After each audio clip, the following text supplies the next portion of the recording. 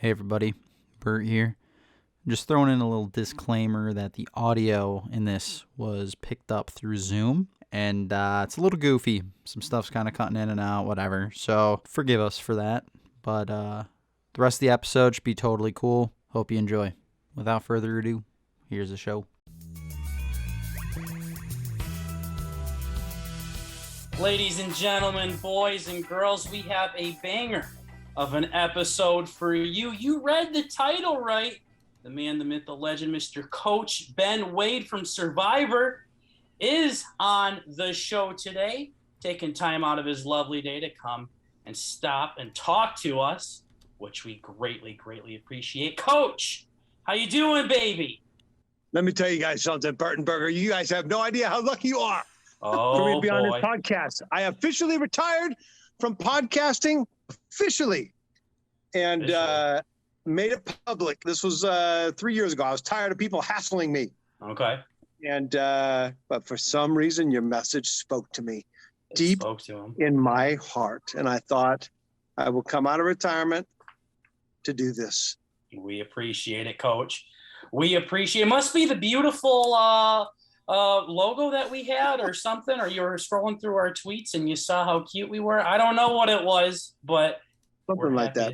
The stars aligned. We're happy to have you on, Coach. Guys, yes, this is Coach from Survivor, the one that everyone's talking about, everyone's favorite lovable dragon slayer. Somehow, some reason came on Burton Burger, and we appreciate it. So Coach had an AMA on Twitter a few weeks back, and I was sitting there and I'm like, you know what? Fuck it. I mean, what do I got to lose? I'm like, yo, Coach, you want to come on? He's like, let's do it. I'm like, holy shit, Bert, look at this. Oh, yeah. That's how it went down. I can't believe I said that, man. What in the world? But then, once I said it, a man is only as good as his word, as my grandfather used to tell me. And I've lived by that motto for damn near 50 years. And I had to do it once I said it, but it just slipped out. And then there it is. Oh, man. He came with it. This has been a work in progress. Coach is a very busy man. He's got lots of adventures that he is going on. So being able to snag him real quick was good. So, Coach, what have you been up to, man? I mean, I see you're working on all sorts of projects here, and you got lots of things going on. What have you been doing since your Survivor days? What's Coach doing? I got to tell you, man, as wise men told me, when you get done with 15 minutes of fame, run back as soon as you can to your real life. Well, I didn't have a real life to go back to because I got fired. I got sacked from going on Survivor my first time. It completely derailed permanently my soccer career, blackballed even to this day from the NCAA. So it derailed things, and it was one of those things where I thought, God has a bigger plan. Sure. What is the higher calling in all of this travesty? Reputation shot, coaching career in shambles. And so went to Hollywood, did some movies, got a high-powered agent, thought, man, this is sucking my soul. And I moved away from LA, even in the middle of really getting some really good projects off the ground. Moved back to Susanville, small town in Northern California, where everybody knows your name, just like Cheers. And threw myself back into the symphony that I started now 19 years ago. And then lo and behold, people started calling me to coach again, but it was junior college. So I did that, did some semi-pro stuff, but that was taken away from my family. I got married. I got 3 awesome kids. And really that kind of shifted my life and put it on a different trajectory to where it is today. I'm still turning down coaching opportunities and all that kind of stuff. Turned down Survivor a couple of times, actually. Wow. When they called me, because I just didn't think the timing was right. I'm very selective with what I do and what I seek after now.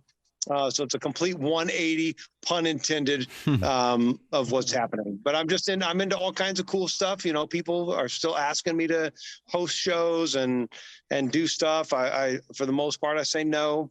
But I dabble a few things. Did a movie last year called Ruger the Rude Dog. That was a hoot. Played myself, which was always a classic when Coach can play Coach. I just launched this new social token. It's like the new Cameo, and I feel like I'm on the cutting edge of this. It's like Cameo meets crypto, but it's not crypto.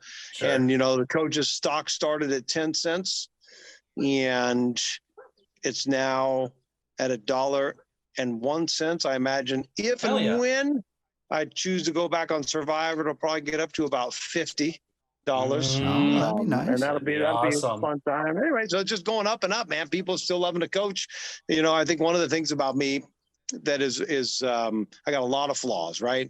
Over the top, can sound like I'm arrogant. I don't feel like I am, but you know, I got some weaknesses out there, but I'm authentic.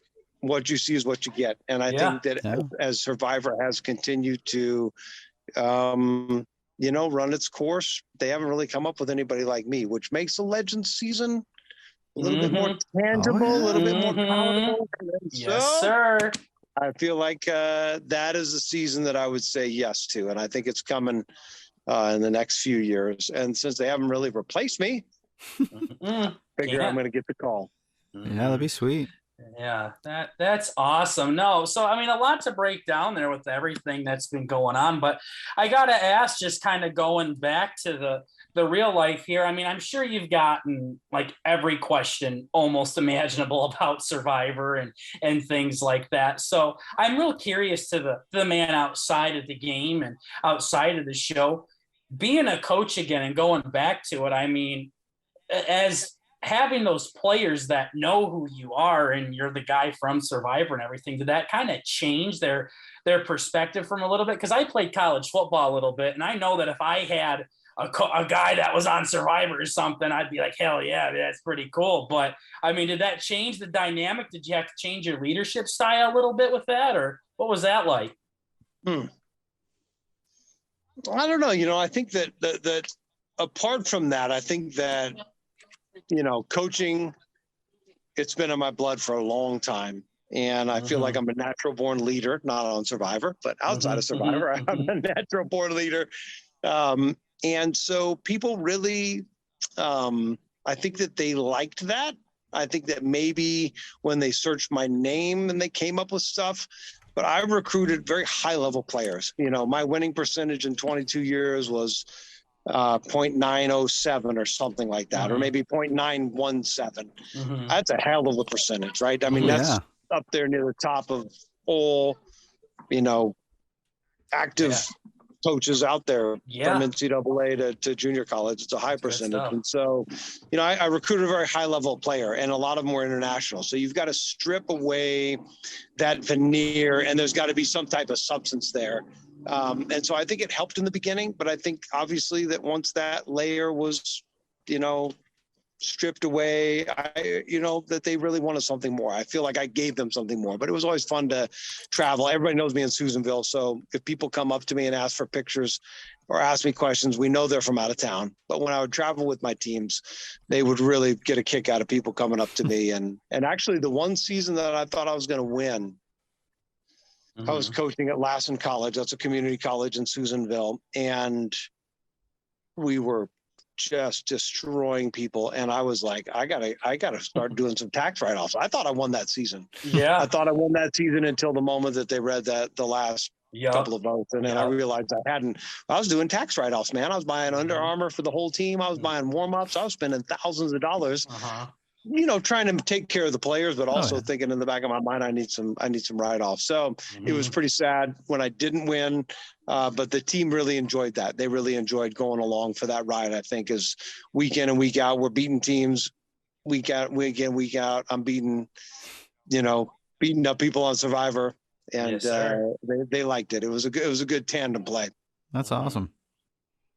Yeah, and I love how with you're in the heat of the moment, you're thinking you're going to win this big game, and the first thing like you're thinking of, you know, theoretically at least, is helping your team out and going back and making sure that goes to there. I'm sure you'd spoil yourself a little bit, much deserved, but being able, you're like, you know what, we're going to do some stuff for the team here. So I mean, it just really shows your dedication to that team, and that this coach thing isn't just for show and tell, but something you live by every day.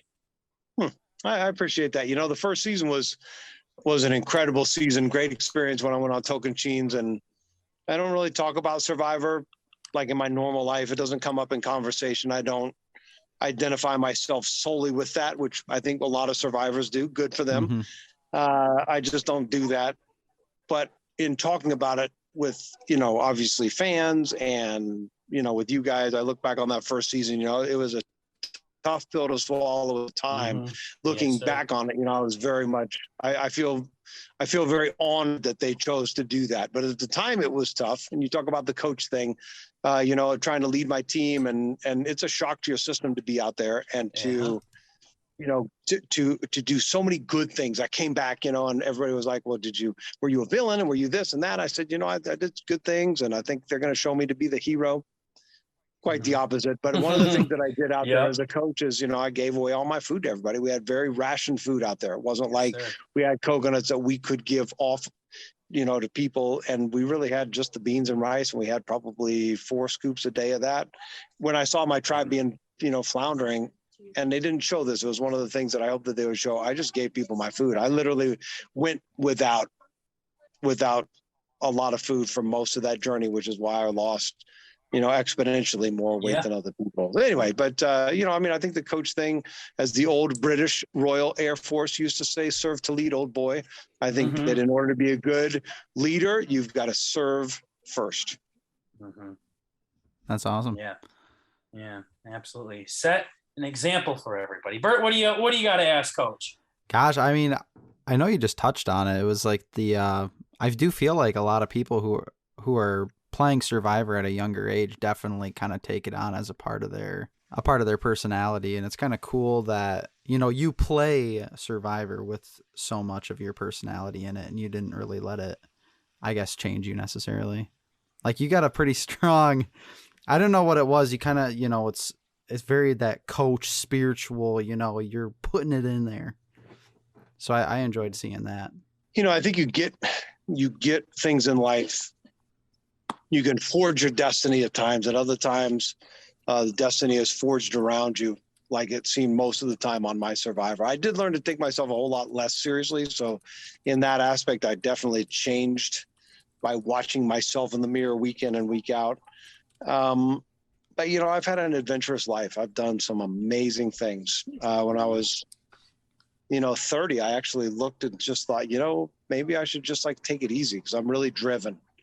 I thought, maybe I should just take it easy and not be so hell-bent on success and trying to be the best at everything. And that voice inside my head said, yeah, you can never stop. If you stop, you're going to stagnate. If you stagnate, you're going to die.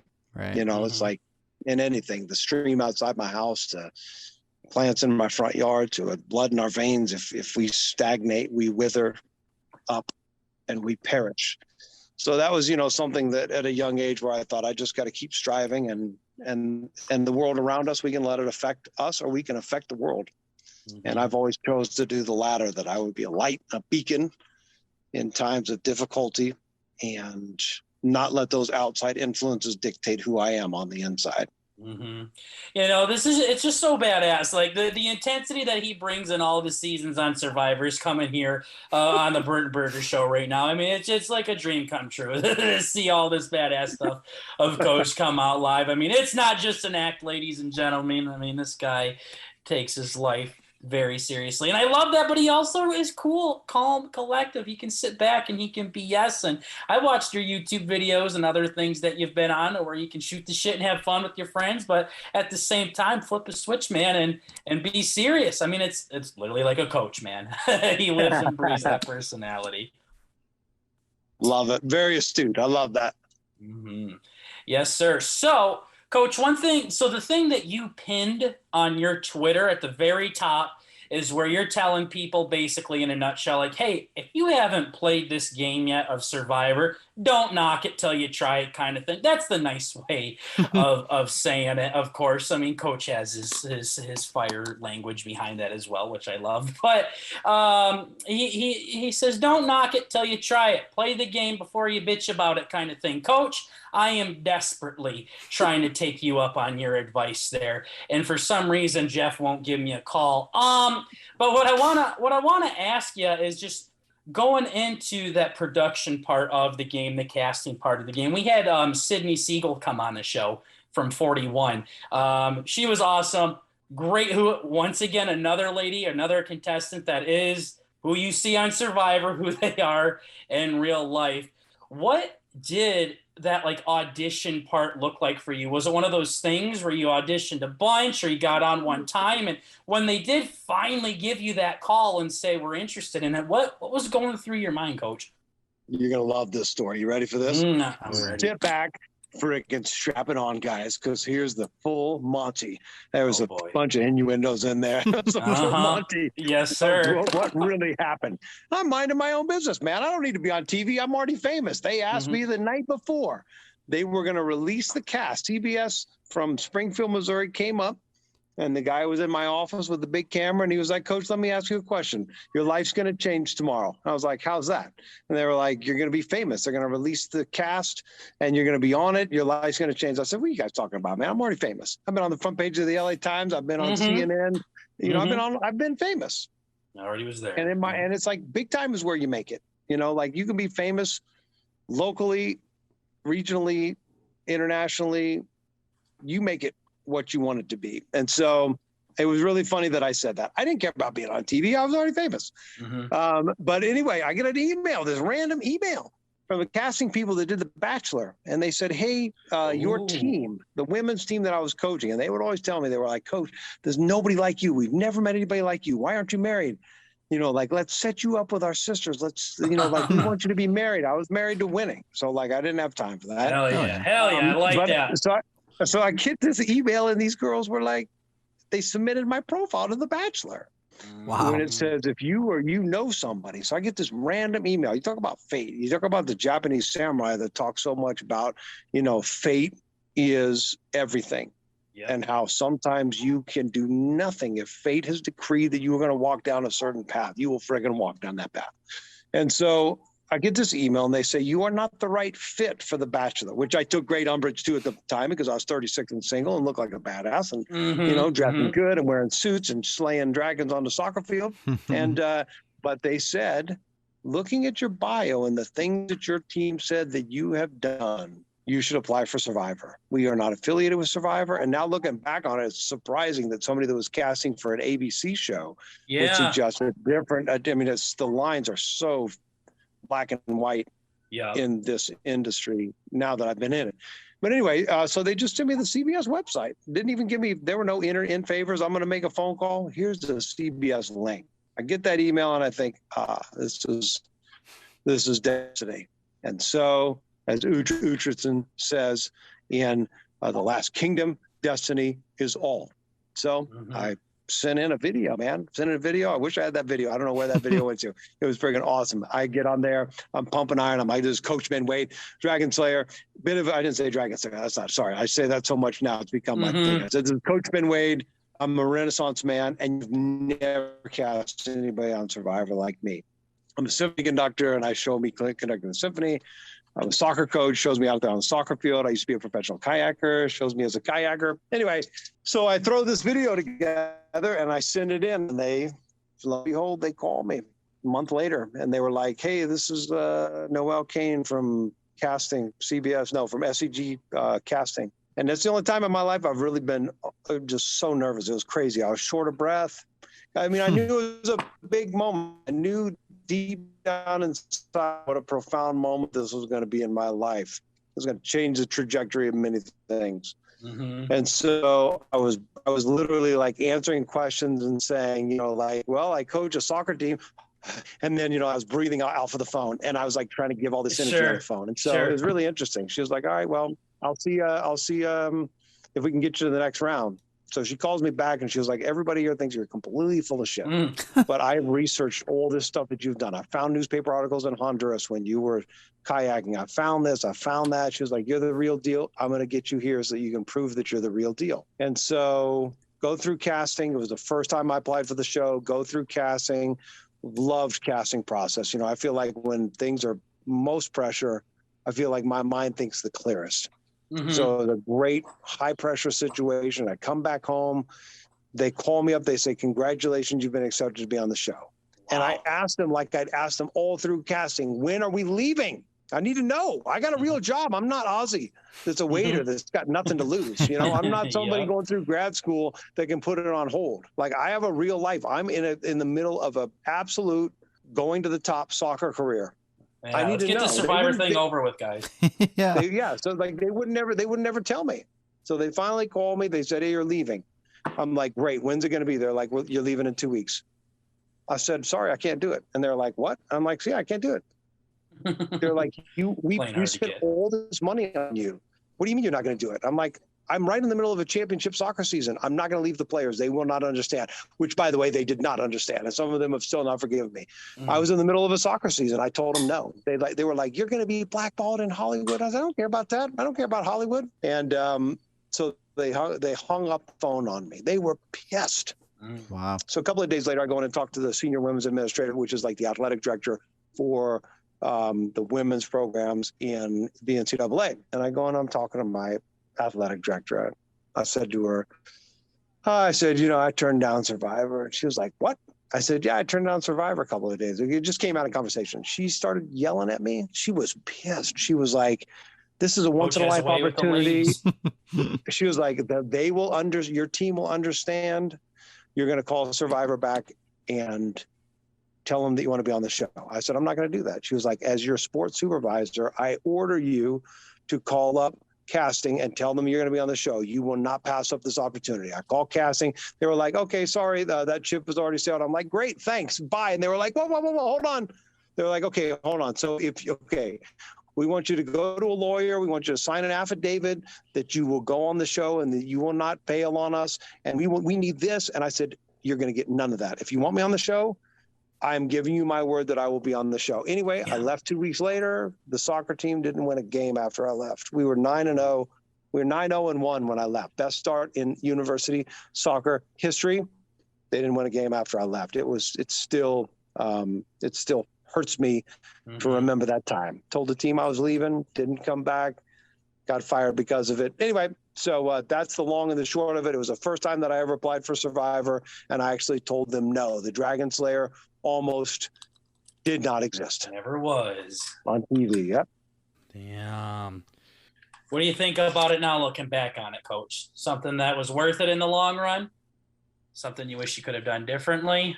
What do you think? Yeah, I mean, I wish I would have been more honest about leaving. That first time when you leave, I haven't really, I don't know if I've admitted this to anybody.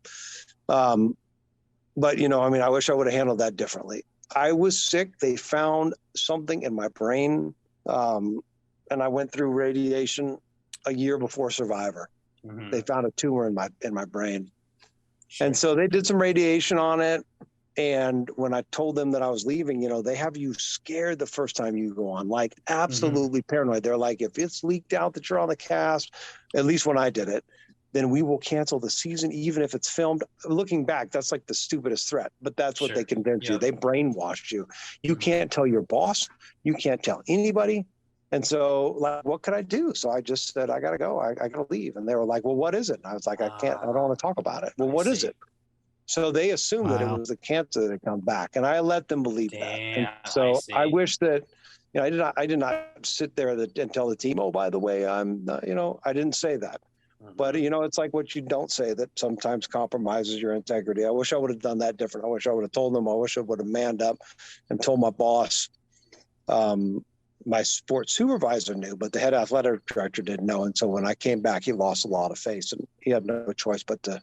It was either he was going to get fired or they were going to fire me. Anyway, but looking back, I was supposed to go on. It was supposed to change my life. I would have never met my wife, would have never had a family, would have been a slave to soccer, would have been coaching somewhere like UCLA or University of Florida or something like that. And I would have had no time for a family. And it's been the greatest blessing of my life. So I should have been on the show. I'm glad I went on it. I have no regrets other than the fact that I wish I would have handled my departure a little bit more sensibly. Sure. Absolutely. Well, for not doing that though, Coach, I mean, one of the biggest things in your career is happening right now. You're on the Burt and Burger podcast. So it's all led to this. Yeah. It's all led to B&B. But no, I appreciate the honesty there. And just, I didn't know people could be such a badass like that with Survivor. Like usually I'm sure everyone's all giggly and all excited and Coach is like, I'm kind of busy. I got shit I got to do when we doing this. Exactly. So, but yeah, that's awesome. Now, one thing that I'm curious about, and I asked Sydney this as well when she came on, is I get a lot of spam calls now, Coach, and I'm answering them like left and right. I'm like, this is it. This is Jeff right here. This is Mark. I mean, this is it. And then it's them talking about my car's warranty and shit like that, and some services I didn't sign up for. So I started to decline those calls as a smart man. Do you think, Coach, they would they leave a voicemail if I decline their call, and then I could call them back at a reasonable hour or something, or should I keep answering my spam calls? If you have a call the locked number, you better freaking answer that, man. Sure. You better freaking answer that. They don't have time to leave a message, man. Damn. Okay. All right. Every one of those calls you answer. All of them. And it's Hell funny. yeah. If I want to get a hold of a survivor, I'll just call them. But Sure. one time I was trying to get a hold of Rupert, and Rupert wanted me to fly back there for his fundraising for being a senator or whatever he was doing. Yep. And I couldn't make it work. I said I could do it, and I just could not make it work. And it was really funny because he got pissed at me. So I was calling him for something, not survivor related, and he wasn't picking up. So finally I called him and I blocked my number, and by golly, he picked it right up. Oh man. He was like, this is Rupert. And I was like, Rupert, what's happening? It's Coach. He was like, oh, Coach. He said, I thought it was Casting calling me. And I was like, nope, it's me. And he was like, oh man, I'm just sitting around with the phone in my lap waiting for those guys to call me. I mean, I want to go on another season. And I feel like that's like a lot of survivors are like that. Much like I turned them down when they first called me, as I alluded to a while ago, they called me twice and I said no. Yeah. They don't have my number. I mean, they got my number, but they don't have my number in that way. And I think they got a lot of people's number. I do not need to go on the show again to fulfill my life. I do not need to go on the show to make my identity or my status in life any greater. They can do whatever they want to do with or without me, as the U2 song goes. Yeah. But for you got to go on. You got to go on. Like it's an opportunity of a lifetime. That some people have done 3 times. But answer those absolutely 3 lifetimes. Yeah. Yeah, three lifetimes. Yeah, maybe. See how many goals? You see why they love me out there? Because I'm just throwing golden nuggets left and right, man. I do. Yeah. Write that down, Bert. But what I was thinking, maybe if you had a second, I could send you my audition tape and you can be like, Burger, this is what you did good. I love it. Burger, this is what you did terrible. It sucked. Don't do that. Absolutely. Leave that out. Absolutely. Yeah. 100%. Yep. Yeah. I'll send that over to you somehow, Coach. And okay. Yeah, and then you can page Jeff Probst if you want. I mean, but I'd rather talk to Coach right now than Mr. Jeff. So we'll go forward with that. But thanks for that. Now, what about the other times? I mean, you came back 2 more times after your first season. Were those phone calls a little bit more relaxed, or were you still kind of nervous? I mean, you probably already established who you were and people loved you. It was pretty obvious. So what were those second callbacks for those other seasons like? People loved me or hated me. Yeah, one or the other. You were on their minds, though. There was no in between. I think, at that time in my life, it's like, what did I have to lose? I was awesome. Mm-hmm. I was friggin' unemployed, essentially. I mean, I was down in Hollywood. So, I think that those next 2 calls, so the next call, Heroes and Villains, it was literally, we knew the call was coming. We knew 20 was going to be a big season. Mm-hmm. Our season was still airing. And they called me. Yeah. And okay. I had something to prove. I wanted everybody to realize I was a real guy that had sensitive feelings, and that was really my mission that second time around. My third time around, I was actually just got done with a huge symphony concert. It was a pretty easy time. I had to hire an assistant conductor, but it was like, hey, now's the time for me to go out there and really look like I can play. And so they were all different. They were all in the span of 2008, 2009, 2010, I believe they were filmed. Mm-hmm. So they were just back to back to back, and I didn't have anything to lose. So it was an easy yes at that time. Mm-hmm. 2010, and then what, 2025, you'll be back on there again. So somewhere around there. There you go. Somewhere around there. No, that's awesome. And then just going on with one thing that Jeff Probst said about the show, and I'm sure you're aware of Jeff. He's a big guy in the Survivor community. He was talking, I don't know if it was Good Morning America or what, but he was talking about people going up to the confessional booth and writing the names down and who they're voting for. And they said, man, we got to have more people like Coach. He walks up like a badass. He has his jacket over his arm and just flicks the wrist, writes the name, shows it, because people will go up all dramatic and they'll try to get as much screen time as they can. And Coach is like, I'm ready to go to fucking bed. This shit's, I ain't going home. So let's just wrap this up. So just being that kind of image for this show, I mean, what has that done for you personally? We know everyone loves or hates you, but just being a part of the show, like one of the biggest figures on there, what's that like for you just going forward? Now, we talked about what the game does for you, but what about being that icon, that legend? I mean, you know, I really like to hear that Jeff Probst said that, right? Mm-hmm. I mean, that's cool, right? I mean, it's like, you know, we're all searching for that Adam way. Mm-hmm. And so that's cool, you know. I think that I mean, it's cool. It's cool. I try to put my stamp on everything that I do, right? I mean, if I told you guys the stuff that I've done in life, Marco Polo said on his deathbed, I haven't told half of what I've seen, for I knew they would not believe. I mean, I've got layers and layers and stories and adventures and adventures. You know, I was down in Mexico and my son was like, tell me the story, Dad, about what happened when you were down here. Because I was down there on the Pacific Ocean where I kayaked 6 months. And I felt a little bit nostalgic, and I don't really tell stories anymore. I started give him 2 good stories about a couple of pretty serious moments in my life. Sure. And so it was cool, you know, but it's, you know, I don't tell people, hey, by the way, so I did this and then I did that. And then I did this and then I was the best in the world at this. And I was this. I don't ever just lay it out for people like that. But I try to put my stamp on whatever I do. And I try to be great at whatever I do. First time I took over Lassen College and they hired me, I said, don't hire me if you don't want controversy. Don't hire me if you want me to lose. But I guarantee you that we will do this and we will win big. And so I think, you know, as I said earlier, big time is where you make it. You put your stamp on things. You become an icon, whether you try to or not. And you leave the world a better place. You leave your inner circle a better place. You leave your community a better place.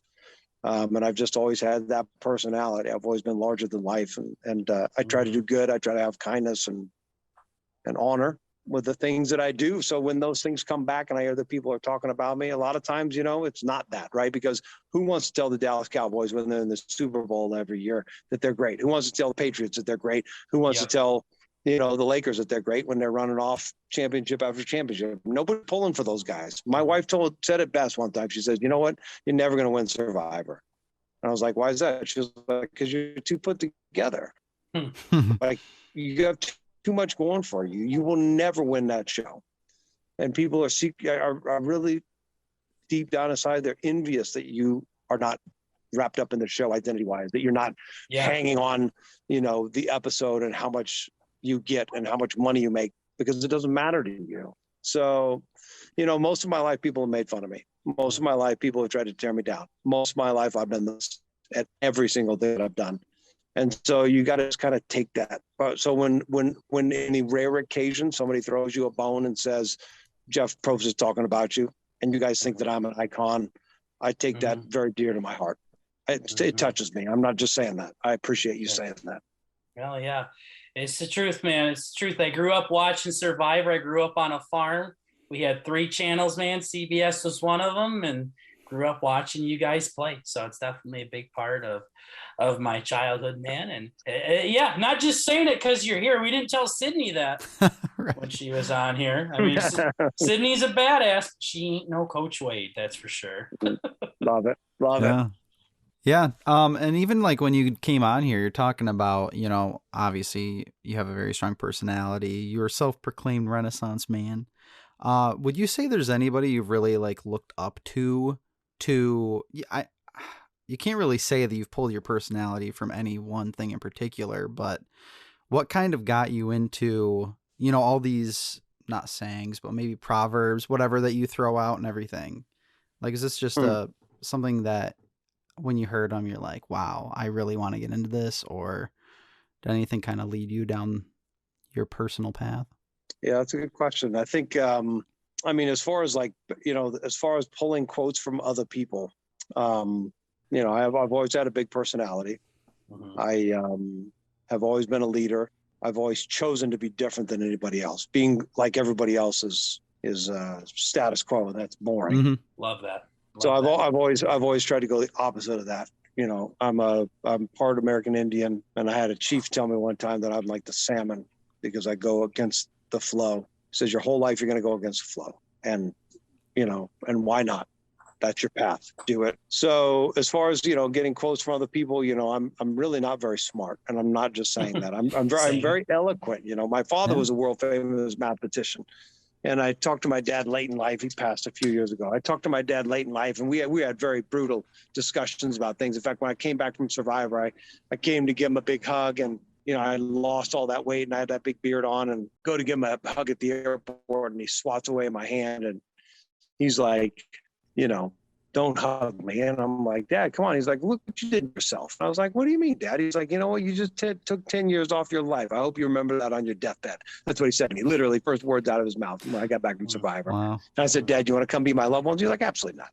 I asked my mom, you want to come be my loved one? She was like, they can give me $1 million. I wouldn't go on that show to be your loved one. They love me. We had a very close relationship. Yeah. Uh-huh. They just didn't agree with the premise of the show. Right. Fly, cheat, and steal to get ahead. Anyway, so I asked my dad, I said, I didn't really get your smarts.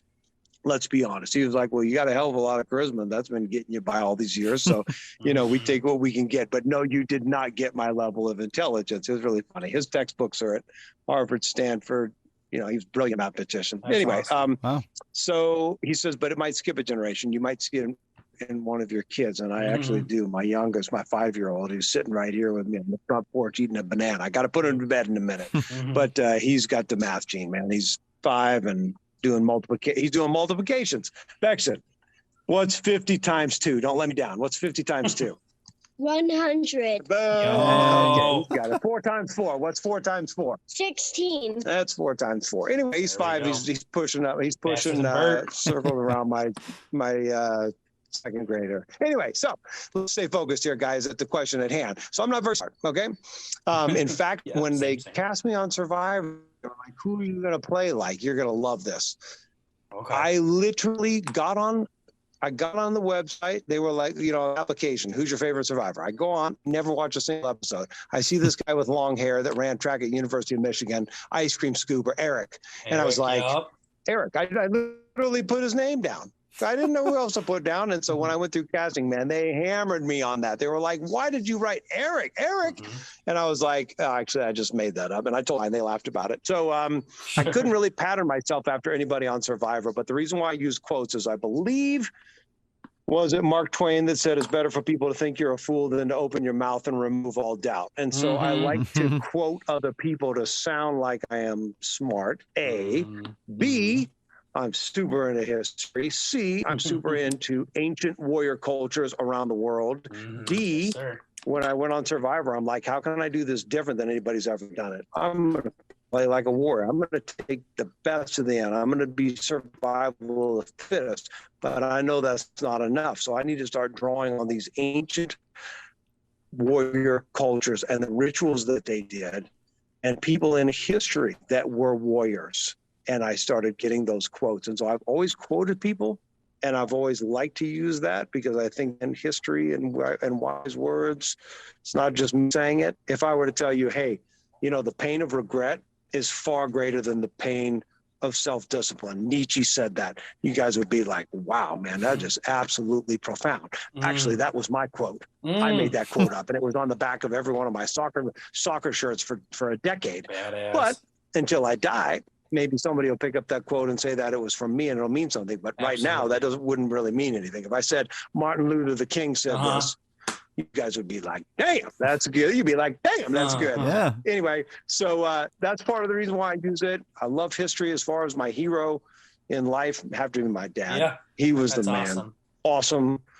Awesome, humble, strong, spiritual leader. And so I try to model my life after him.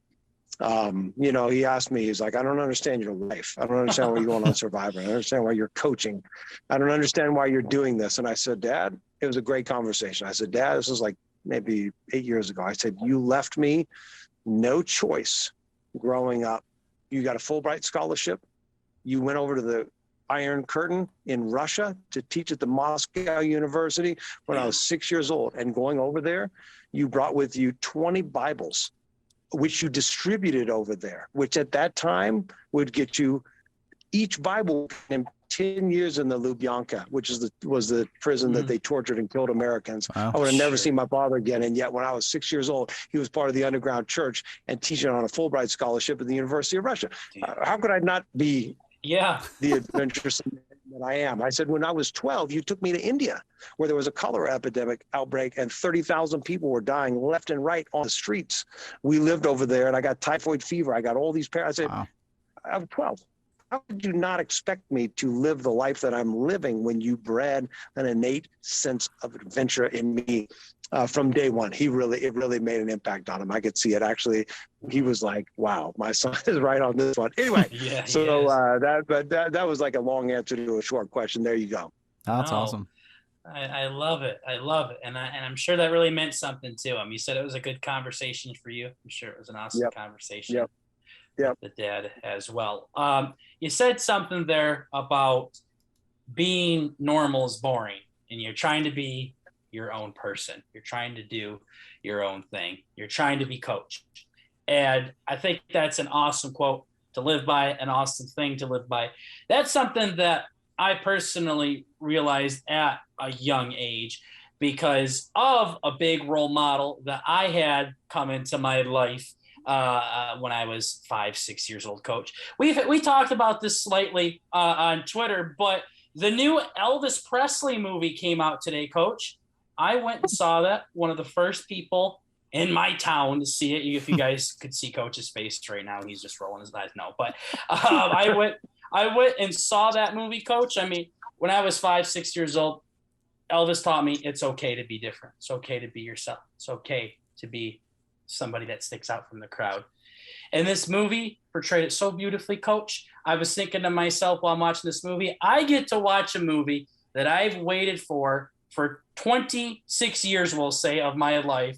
I get to talk about it with one of my favorite Survivor contestants, Coach Wade, right here on the show. And I got to tell you, Coach, I haven't cried like a baby since I was a baby.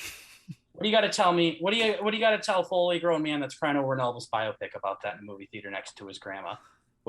How's my life going for you in your eyes, Coach? Wow, man, that's awesome. Hey, I got to tell you, dude, your life must be going pretty good because if a man can cry and show that weakness, it's in your weaknesses that you are completely empowered in this life. So the fact that you could cry, I'm friggin' loving it, dude. That's what I think about just that. cried over you saying that. Beautiful. I gotta put my youngest to bed. He's sitting there looking at me like I'm crazy. I've sent him to bed 3 times. His mom's gonna be pissed at him. You know what happens if she's pissed at him? I better be getting to bed. So let's get a couple more good questions in, and we'll have to sign off. Hell yeah. No, just wanted to tell you though. I watched the movie about my big idol. You know, outside of my faith, my family. He's there. They made the movie about it. Now I'm talking about my favorite show with one of my favorite contestants. Today's been a damn good day, Coach. Love it. Good day. We can go ahead and start wrapping up. Couple things I want to say before we do that real quick, Coach. Survivor Quotes X on Twitter. He's a big Survivor Twitter guy. He wanted to say hi to you. I told him I'd send the message on to him. He's quoted your stuff multiple times. So there you go, Steven. Thanks for that. And also, Coach, we do this thing on our show called Booby Time, where we ask celebrities, big celebrities, but guests on the show, to tell us what is the most screwed up, most messed up movie you have seen in your life, Coach. And we are going to watch it. Bert and I, we're going to sit down and we're going to watch it. We want to see what people's weird are. And for the guy that calls himself Dragon Slayer, he's got to have something on there that's weird. What's the craziest movie, Coach? Weirdest one, effed up one that you've seen? What do you tell us? Man. You know what? I don't even know the name of it. It came out. Oh my gosh! If you guys watched it, you would just be like, "What the heck?" I got to research it. I might have to message you this, but it was basically, what the heck? It was like I'm blanking. It was like in the 80s. Okay. And it was this movie that was about nothing. It was literally about nothing. And I got to the end of it. I was like, wow, I lost 10 IQ points permanently from watching that movie. It was so bad. So I gotta figure out the name of that movie. Sure. You guys should watch The Dragon Slayer in my honor, actually. Okay. The movie The Dragon Slayer. That's like from the 70s, dude. My dad took me to see that movie when I was like 8 years old. Huh. Sure. We'll check it out. We'll hit you out. Did you say the movie About Nothing, was that made in the 80s? You said it's a pretty old movie. Yeah, it was like made in the 80s. You know what? I can ask my brother. I'm gonna ask my brother the name of that movie. He remembers everything. Hell yeah! All right. I'll message you guys about it. I'll tell you what it is. Heck yeah, Coach. We'll hit you up on that, and guys, we'll watch Coach's movie by the next time. Bert and I will keep recording this episode, but Coach is a dad before anything else, and he's got to go do some dad duties. Real quick, Coach, before I got to do it, can the coach from Survivor tell everybody to check out the Bert and Burger podcast? Is that possible? Absolutely. You guys, listen, this is Coach Benway, the Dragon Slayer. You guys must check out the hottest upcoming podcast, Bert and Burger. Check it out. Listen, if I'm on it, I'm putting my friggin' stamp of authenticity on Bert and Burger. Heck yeah. Yes. Appreciate it, Dragon Slayer. We'll be in touch. Thank you for stopping by. We'll keep in touch. We'll let you know when your episode's out, Coach, on Twitter. Awesome. And don't forget, man, get in on the ground floor of the Flippin' Coach coin on Minted, Mintted. It's the only thing I'm going to push. It's on Minted, Mintted.io. The Coach coin went from 10 cents. I had people that went out there and bought a couple of thousand of them at 10 cents. We're talking about $200. When that coin hits $50, when I go back on Survivor again, and it'll probably hit 20 by the end of this year, guess what? Those people are going to be friggin' loaded. Anyway, catch the Coach coin while you can. There you have it, guys. Yeah. Thank you so much, Coach. Links will be in the description below for Coach's stuff. Thank you. We'll see you soon, Coach. Awesome. Take care, guys. Thank you. Yeah, thank you. Thank you, Coach. Bye-bye. Right, bye. Holy shit, we just got the fucking Dragon Slayer on the podcast, ladies and gentlemen. Oh, wow. my God. Ooh, let it out, Bert. Oh, I was sucking in my gut and making my cock look big and everything. Oh, you're going to have to clip that of him checking out the podcast and post that everywhere. That was good, yeah. Yeah, you're going to have to cut out me giggling over him talking because, holy shit, it's Coach telling us to talk about our podcast. No, it's pretty sweet. Oh, my God. Holy shit, the fucking roller coaster I've been on today, guys. Oh my gosh. Oh man. Yeah. Guys, we just got Coach Ben Wade on from fucking Survivor. He said he'd check out my audition tape. He shouted us out, man. I mean, golly. We did it. So we got about 20 minutes left in this episode. We don't want to leave you guys high and dry too much. Oh yeah. With everything, we want to get a full episode out. Usually, so let me tell you about what's going on here. We had a hard time connecting with Coach because he's fucking Coach from Survivor. Like, not just my opinion, one of the most famous Survivor contestants of all time. Yeah. So, trying to get him on, and also us setting up a Zoom account because he doesn't have Discord, and he's in a different time zone as us, so everything was all flipped around, and we were going to have to start recording at midnight our time, and it wasn't doing good. So... Yeah. Let me say it is a fucking miracle that we got that guy on, and we're so thankful. He told us many times how lucky we are. Yeah. I wonder for actually the first podcast that he's went on in a while. Yeah, it sounds like it. So thank you so much, Coach, for that. We really, really fucking appreciate it, man. Yeah. And it's Thursday now. We usually record on Sundays, so it's going to throw our schedule for a loop a little bit, but we'll get it. It's not going to change anything for you guys. Yeah. You guys are still getting your episode on Thursday and everything like that, but we get to take this Sunday off, Bert, and chill. Take it easy. So, holy shit. Yeah. Holy shit.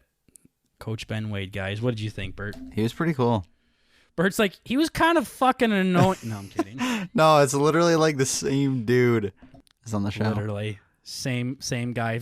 The people that haven't watched Survivor, I mean, people that have kind of watched the show know who this guy is. I mean, he's huge, and that intensity there was, I mean, I could feel it through the screen. It was also funny because we're doing this on Zoom, so we could see his face, and he couldn't see ours. So he's just looking at Bert Bergerson and Burger.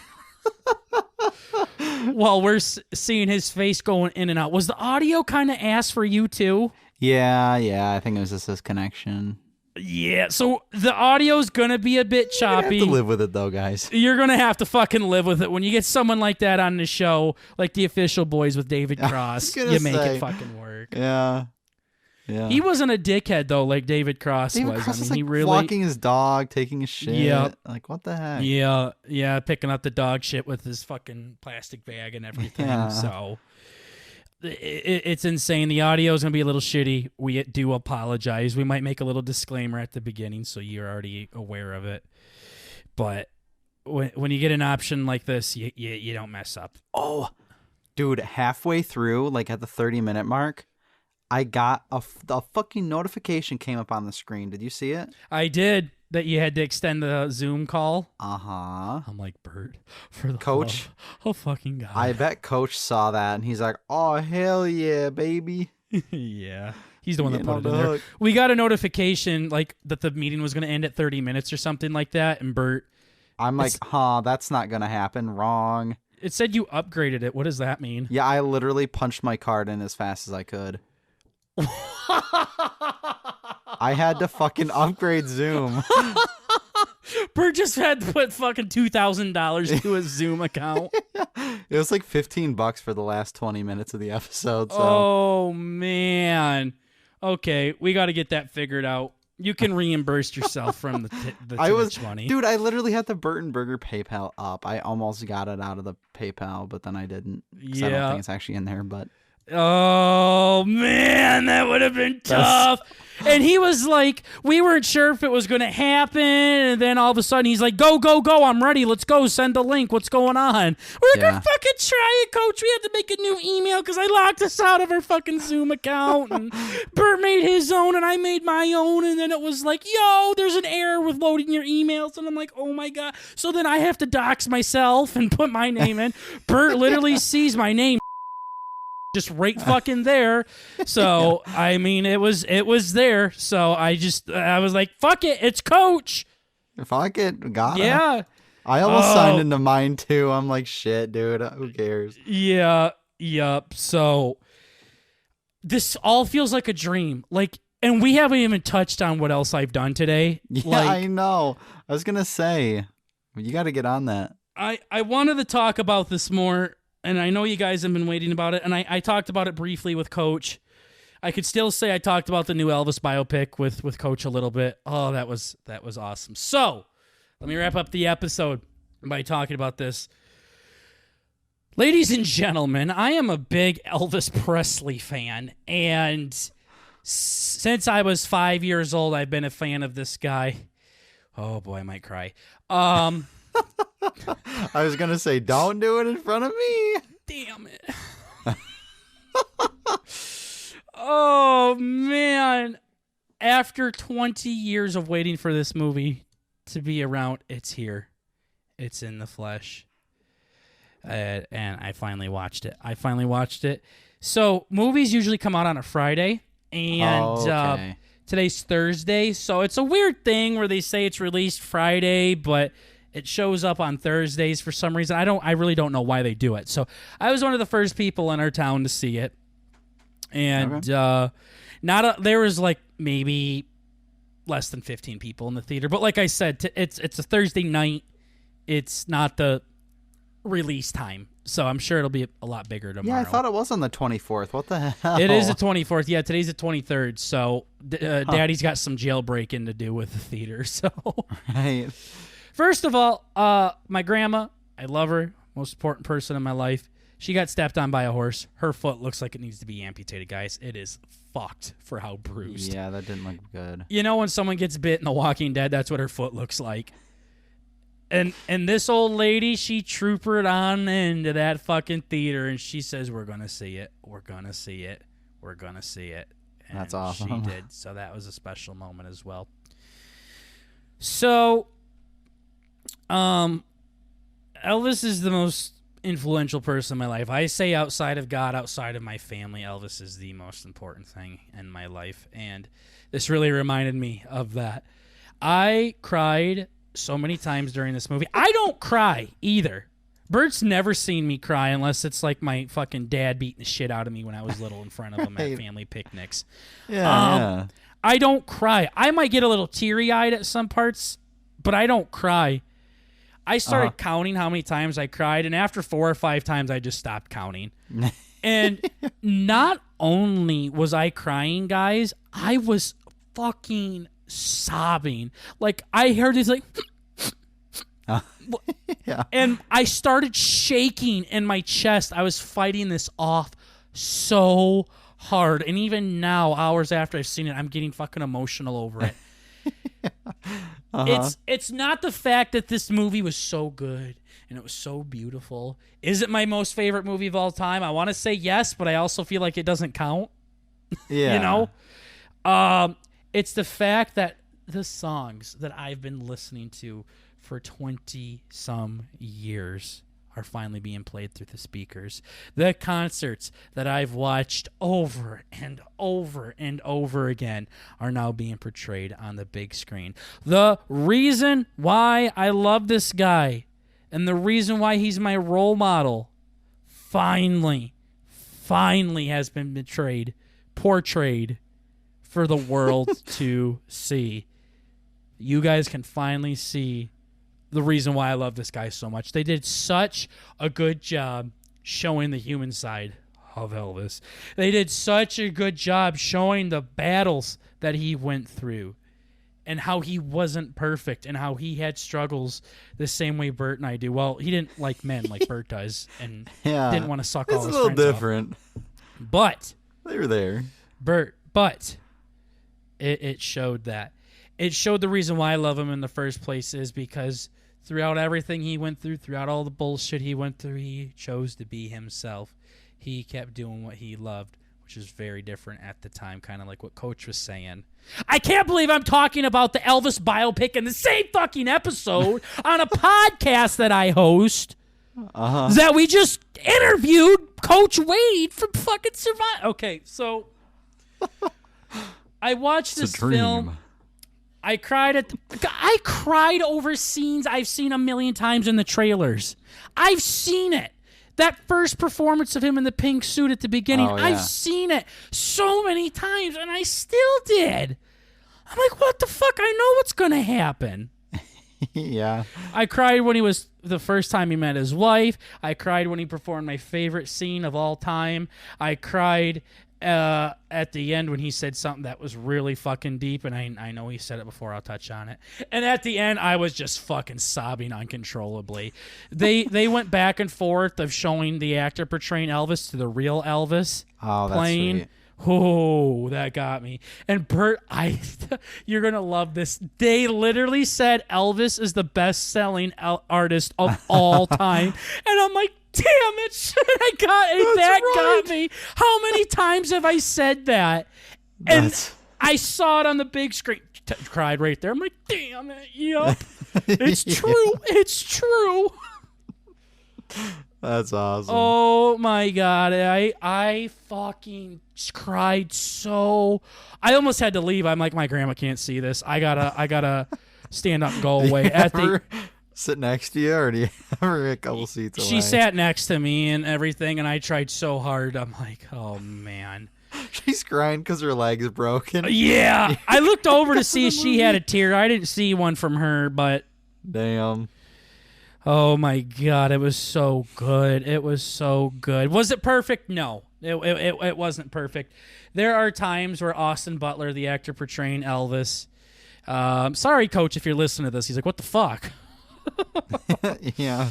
But there was times where Austin Butler really looked the part and really sounded the part. And then there were times. His voice for the way he looked, I felt like even just on Spotify, he had some songs up, and they sounded like a man, not like a boy. It was kind of cool. Well, I mean, he's 30-something years old, so. Oh, I guessed 19. Fucking homo. He doesn't even look 19. Anyways, he's portraying a 42-year-old male, and he's fucking 19. Cool. Anyways, yeah. There were times where he looked good and he sounded good, and there were times where he did not look good and he did not sound good. That's not the point, though. It was an interpretation, not an impersonation kind of thing. Very, very different. He got the mannerisms and the movements down so good for Elvis. That was probably his best part. His voice would sound good at times, and other times it didn't. His singing really didn't do it for me for the most part, but it wasn't like taking it away. It wasn't taking it away. Right. The first part of the movie, it was his voice. It was Austin's voice. Second part was all Elvis. So, where he was lip singing and things like that. The whole point of the movie was to touch on the relationship between Elvis Presley and his manager, Tom Parker, who Tom Hanks portrayed. Yeah. Tom Parker bent over Elvis. He got up to 50% of Elvis's income at times. Where That's nuts. It's more like a 9% to 91% split. Colonel Tom Parker was a con man. He was a circus guy. I mean, he knew how to really bend and take advantage of people. That's what the movie apparently was about, was to show that relationship and how it was back and forth like that. Colonel Tom Parker was a damn good manager. He helped make Elvis Presley Elvis Presley. Mm-hmm. But he was selfish. He was an asshole. He took away a lot of opportunities from Elvis, but he also gave him a lot of opportunities as well. Good businessman, not a good person kind of thing for the most part. Okay. We can talk about that more later, but there were times where they focused a bit too much on Colonel Tom Parker. There was times where I was getting ready to cry, and then I just saw his fat, bald ass waddle across the fucking stage and shit. So Like, nope. I needed them to focus a bit more on Elvis there. But again, that was kind of the point, was to focus on telling his story and things like that. So I get what they're doing. I wish they would have done it a little bit less, is all. Also, this is me being an Elvis nut, but some of the songs didn't line up with the time frame. And some of the things that happened in his career weren't lining up with the time frame.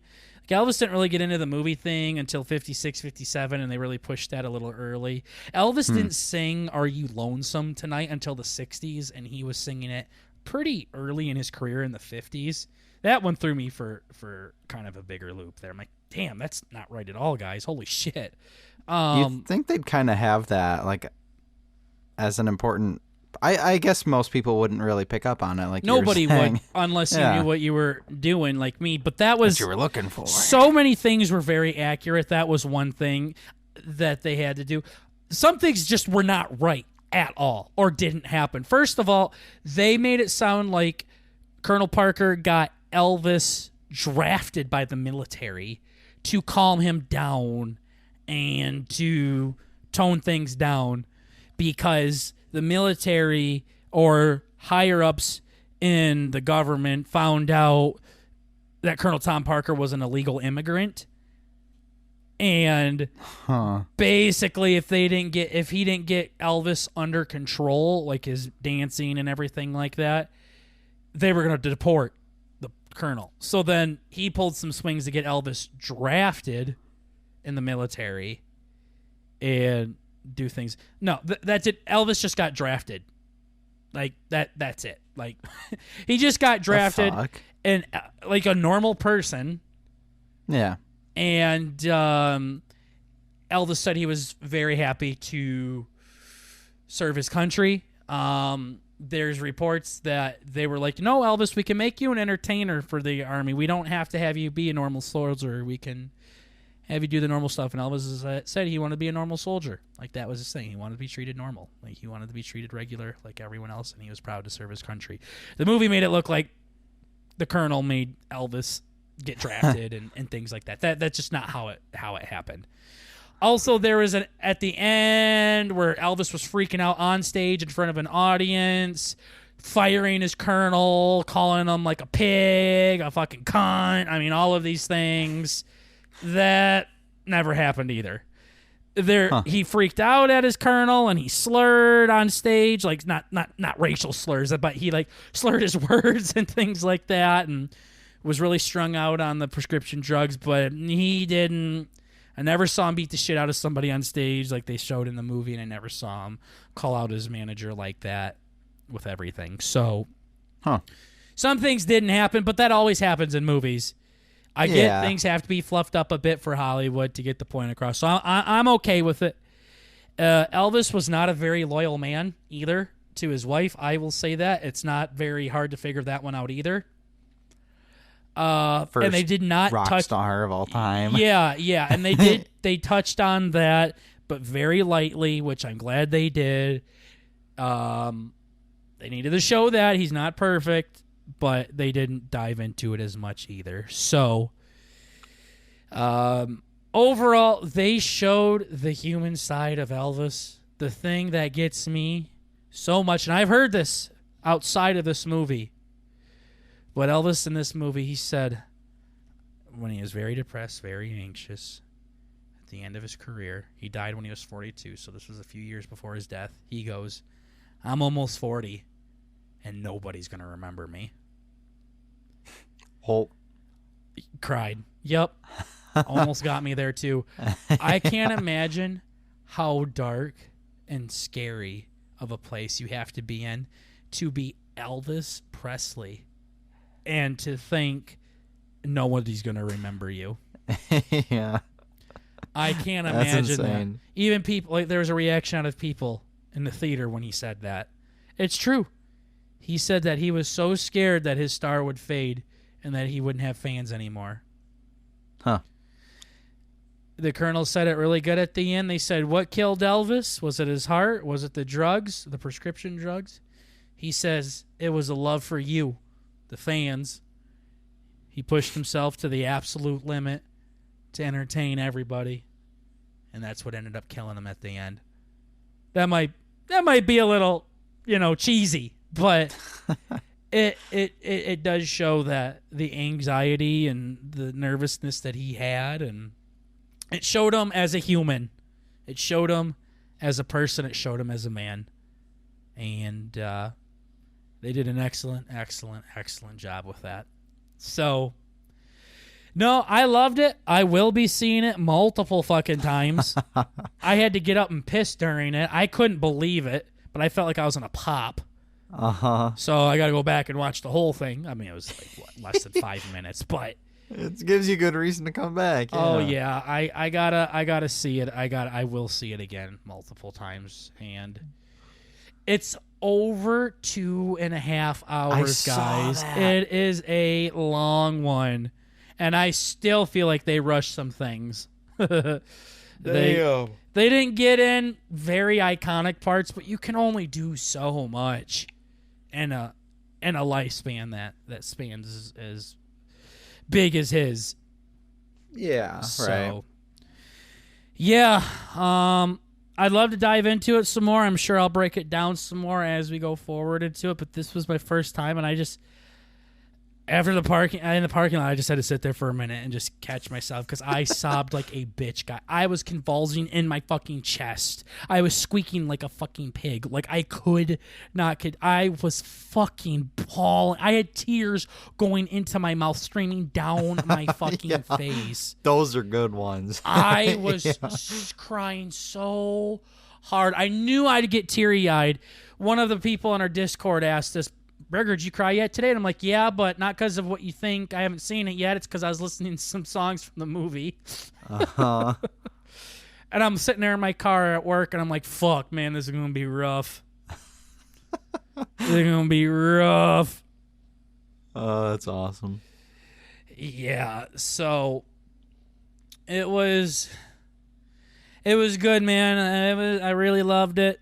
I really, really, really liked it. I haven't felt like this in a very long time. It made me feel like a kid again, and it brought back a lot of memories and a lot of feelings, and I'm thankful for Austin Butler. He did a good job. He really brought this guy to life. But probably one of the best ways you can bring him to life. It's like Elvis's ex-wife said to him, "You got big shoes to fill, man." And yes, he did. Yes, he did. But honestly, I'm just so thankful for Baz Luhrmann, the director, the guy that I wrote to. For him to see Elvis for who he was. I mean, Baz is the one that directed it. Baz was the one that had the vision. Austin did a great job bringing that to life, but I'm just so thankful that Baz did that and brought this movie to life finally. Dude, the movie was also beautiful. The editing, the CGI, the choreography, the way things moved and zoomed in and out. It's like a Baz Luhrmann film. It's like The Great Gatsby or, all those other movies that he directed. I mean, that's pretty cool. It was definitely a Baz Luhrmann film, and he brought that to Elvis's life. So, yeah, that's awesome. It was a very unique movie, and it was just so good. Like, I tried to look at it a little bit, like, if this wasn't about Elvis, if this was about somebody else, like, this is just a good movie. Yeah. The acting good, it's beautiful, the costumes are great, the soundtrack is awesome, and the storytelling and the progression and everything like that, it was good.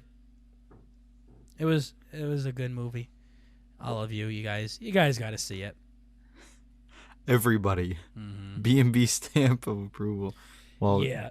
I mean, I just be so far, but you're gonna get it too. I mean, first non-critical lie. I haven't done them in a while. It's a 10 out of 10. Like of course it is. It's an amazing movie. I'm gonna own it. I'm gonna watch it many times, over and over and over again. My movie finally came to tuition, man, and I'm very happy, very, very, very happy. So. 'Twas a good one. Still That's just awesome. kind of processing all of it. And in shock still. Still very, guys. And then after that, I went and talked to Coach. Yeah, a little overwhelmed, I'm sure. Yeah, well, lots to take in, man. So I'll see it again. I got a lot of people I got to see it with. Bert's one of them, so I'm sure we'll see it in the theater eventually. Yeah. I'm down. And I'll see it with some other people as well, and I will cry again. It's going to happen again. Yeah. And I'm ready for the world to see it. I ain't afraid no more. Coach called me a man from it. Yeah, no, you got Coach on your side. That's good. Seriously, the amount of noises coming out of me. I was like, is there a fucking mouse in here? What the hell? I didn't know I could make those noises. Yeah, I was thinking it's like the really bad. Yeah. Tissue box, everything. I'm like, damn. My grandma brought me tissues, yeah. Gosh, my eyes. I sent you a picture, didn't I? My eyes were literally swollen and everything like that. Yeah. Sent you a selfie. That was pretty good. Oh man, it's just still out of body experience. Well, it flew by. Good. It flew by. I mean, it sure did. It sure did. So I don't know. I'll once I gather more thoughts, we'll talk about it again. I'm gonna be talking about it for a while. B&B fam, Sesame Seeds, get ready for that. Yeah, you gotta. Like you said, you gotta capitalize on the moment. I do. For a way I'll never forget it so far. It's been a hell of a roller coaster. It's been a hell of a ride. Yeah. It was good. It was good. So, anyways, guys, one of the most random fucking podcast episodes of all time just happened. In literally every way possible. Yeah. So, Thank you guys for sticking around, chilling with us, guys. Hey, we're just trying to bring a little bit of the family element to the podcast world. And remember, it's just comedy. Chill the fuck out, pussies. Chill. Laugh a little bit. Yeah, enjoy life a little bit. It'll make it a little bit more worthwhile. All right. That's all we got for you. Thanks, Coach, again, for coming on. All of his links to his Coach Coin and his social medias will be down below in the description. So check it out. Heck yeah. Love you, Coach. All right, guys. We'll see you all in the next episode. Take care, everybody. Bye-bye. Later.